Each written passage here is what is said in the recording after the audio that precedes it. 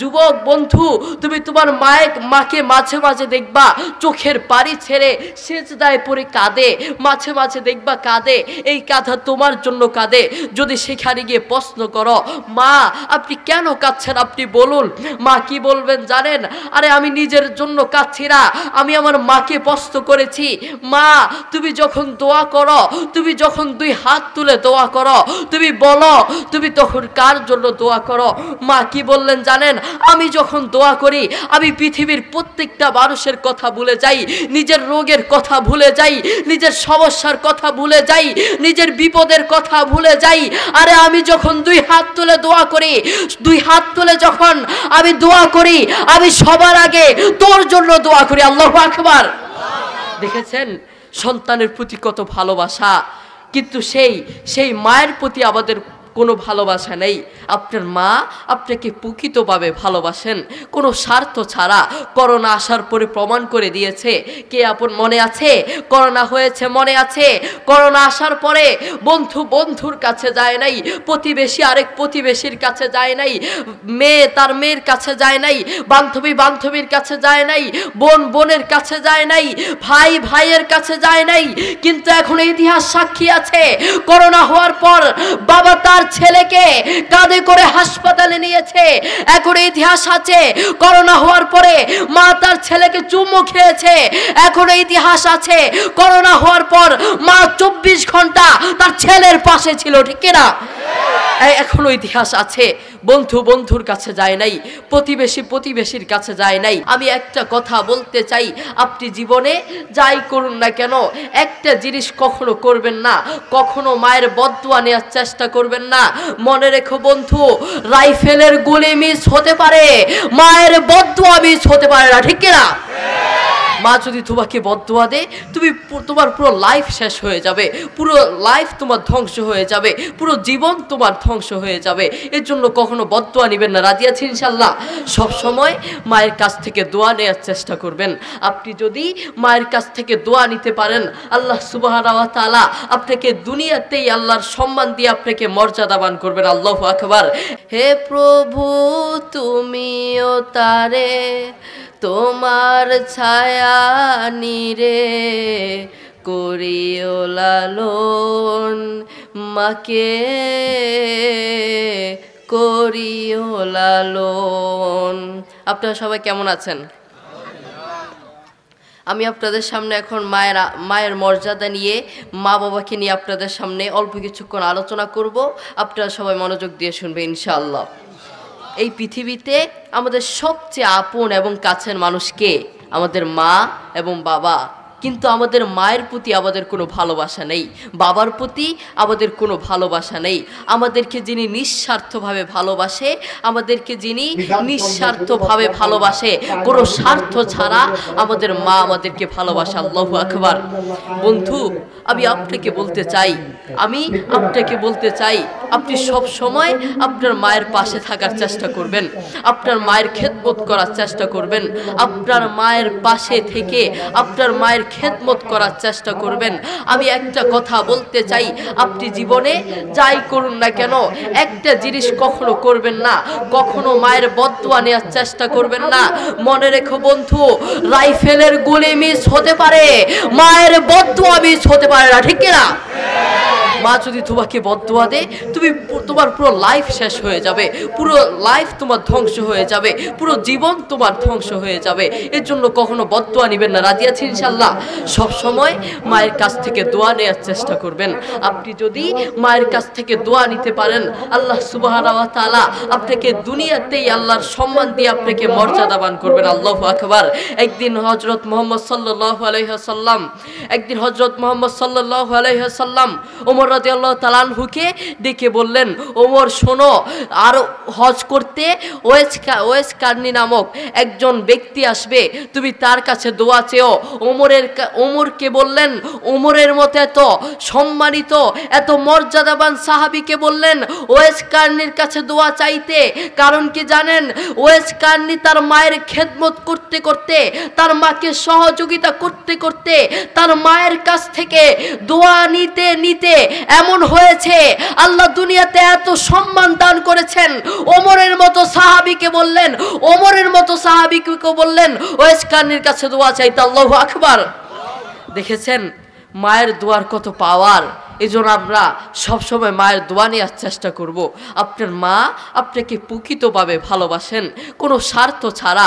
Corona আসার পরে প্রমাণ করে দিয়েছে। কে আপন মনে আছে করোনা হয়েছে? মনে আছে করোনা আসার পরে বন্ধু বন্ধুর কাছে যায় নাই, প্রতিবেশী আরেক প্রতিবেশীর কাছে যায় নাই, মেয়ে তার মেয়ের কাছে যায় নাই, বান্ধবী বান্ধবীর কাছে যায় নাই, বোন বোনের কাছে যায় নাই, ভাই ভাইয়ের কাছে যায় নাই।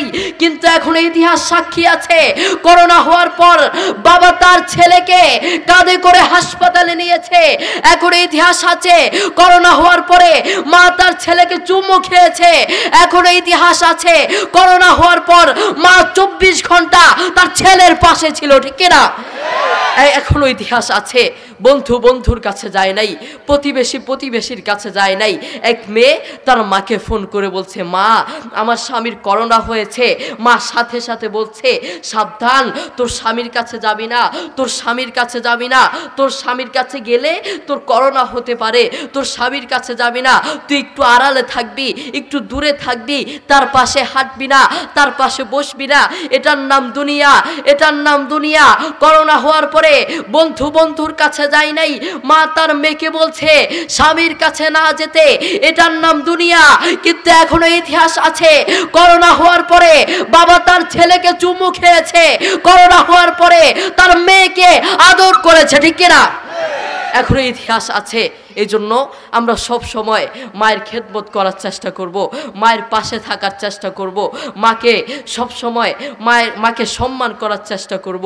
কিন্তু আমরা সেই নায়ক নায়িকাদের দিকে আমরা তাকাই, সেই নায়ক নায়িকা সেই খেলোয়াড়দেরকে আমাদের মনে থাকে। আমি যদি তোমাকে ডেকে প্রশ্ন করি, আমি যদি তোমাকে ডেকে প্রশ্ন করি, আজ সারাদিন তুমি কয়বার তোমার মাকে মিস করেছ? বন্ধু তুমি বলো, আজ সারাদিন কয়বার তোমার মাকে মিস করেছ? তুমি তোমার বাবাকে কয়বার মিস করেছ? মা বাবা যারা আছেন আপনাদের সন্তানদেরকে বাসায় গিয়ে ডেকে প্রশ্ন করবেন, বাপ আজ তো সারাদিন চলে গেল, আজ তো একটা মাস চলে গেল, একটা বছর চলে গেল, আজ বলো তুমি কি আমার জন্য দোয়া করেছ? আপনার সন্তান কি বলবে জানেন? বাবা আমি আপনার জন্য দোয়া করতে পারি নাই, মা আমি আপনার জন্য দোয়া করতে পারি নাই। এটার নাম সন্তান। যুবক বন্ধু, তুমি তোমার মাকে মাঝে মাঝে দেখবা চোখের পানি ছেড়ে সেজদায় পড়ে কাঁদে, মাঝে মাঝে দেখবা কাঁদে। এই কাঁধা তোমার জন্য কাঁদে। যদি সেখানে গিয়ে প্রশ্ন করো, মা আপনি কেন কাঁদছেন, আপনি বলুন। মা কি বলবেন জানেন? আরে আমি নিজের জন্য কাঁদছি না, আমি আমার মাকে প্রশ্ন করেছি। মা তুমি যখন দোয়া করো, তুমি যখন 2 হাত তুলে দোয়া করো, তুমি বলো তুমি তখন কার জন্য দোয়া করো? মা কি বললেন জানেন? আমি যখন দোয়া করি আমি পৃথিবীর প্রত্যেকটা মানুষের কথা ভুলে যাই, নিজের রোগের কথা ভুলে যাই, নিজের সমস্যার কথা ভুলে যাই, নিজের বিপদের কথা ভুলে যাই। আরে আমি যখন 2 হাত তুলে দোয়া করি, 2 হাত তুলে যখন আমি দোয়া করি, আমি সবার আগে তোর জন্য দোয়া করি। আল্লাহু আকবার। দেখেছেন সন্তানের প্রতি কত ভালোবাসা, কিন্তু সেই মায়ের প্রতি আমাদের কোনো ভালোবাসা নেই। আপনি দেখুন বহু অযোগ্য সন্তান, বহু নাফরমান সন্তান তার মায়ের গায়ের উপর হাত তুলে তার মাকে আঘাত করে, তার মাকে ঘর থেকে বের করে দেওয়ার চেষ্টা করে, তার মাকে কথা দিয়ে আঘাত করে। আমি বলতে চাই ওটা সন্তান হতে পারে না, ওটা সন্তান নামের কলঙ্ক, ওটা জানোয়ার চেয়েও খারাপ, ওটা বিড়ালের চেয়েও খারাপ, ওটা কুকুরের চেয়েও খারাপ, ঠিক না? যেই সন্তান তার মাকে ঘর থেকে বের করে ওটা সন্তান হতে পারে না। বন্ধু তুমি জানো, যুবক তুমি জানো, তোমার মা তোমাকে জন্ম দেওয়ার সময় কয়েক হাজার বার নিঃশ্বাস ছেড়েছে, কষ্টের নিঃশ্বাস ছেড়েছে। তুমি যদি সেখান থেকে একটা কষ্টের নিঃশ্বাসকে তুমি হক আদায় করতে, তুমি কিয়ামত পর্যন্ত যদি তোমার মায়ের খেদমত করো তাও পারবে না। আল্লাহু আকবার। কিন্তু সেই মাকে আবার ঘর থেকে বের করে দেওয়ার চেষ্টা করি। আমাদেরকে রাতের অন্ধকারে যখন কেউ ডাকে আমাদের মাথা গরম হয়ে যায়, আমাদের মাথা গরম হয়ে যায়। আর সেই মা তোমাদেরকে ছোটবেলায় কয়েক হাজার বার রাতে ঘুম থেকে উঠেছে, আর সেই মাকে দেখো, সেই মায়ের তো মাথা গরম হয় না, তোমার কেন মাথা গরম হয়, কিন্তু সেই মায়ের প্রতি আমাদের কেন ভালোবাসা নেই? আপনি জানেন আপনার মা আপনার জন্য কত কষ্ট করেছেন? আপনি তো জানেন না। আপনি যদি জানতেন আপনার মা আপনার জন্য কত কষ্ট করেছেন, তাহলে মাকে আর ঘর থেকে বের করতেন না, মায়ের উপর আঘাত করতেন না। কিন্তু সেই মাকে আমরা ঘর থেকে বের করছি। আমরা মিস করি কাকে? বড় বড় খেলোয়াড়দেরকে। আমরা মিস করি কাকে? বড় বড় নায়ক নায়িকাদেরকে। কিন্তু বছরের পর বছর চলে যায়, মাসের পর মাস চলে যায়, দিনের পর দিন চলে যায়, সেই মাকে আমরা খোঁজ নেওয়ার সময় পাই না। যেই সন্তান তার মাকে খোঁজ নিতে পারে না, যেই সন্তান তার মায়ের চিকিৎসা করতে পারে না, তার মাকে খাওয়াতে পারে না, ওটা সন্তান হতে পারে না। তার মতো নাফরমান সন্তান আসমানের নিচে জমিনের উপরে আর একটা হতে পারে না, ঠিক না? এই জন্য আমরা সবসময় মায়ের পাশে থাকার চেষ্টা করব। রাজি আছি ইনশাল্লাহ? আমরা সবসময় মায়ের পাশে থাকার চেষ্টা করব। আল্লাহ তাআলা আমাদের সবাইকে মায়ের খেদমত করার, মায়ের পাশে থাকার, মায়ের সাথে সুন্দর ব্যবহার করার তৌফিক দান করুন। আসসালামু আলাইকুম ওয়া রাহমাতুল্লাহ।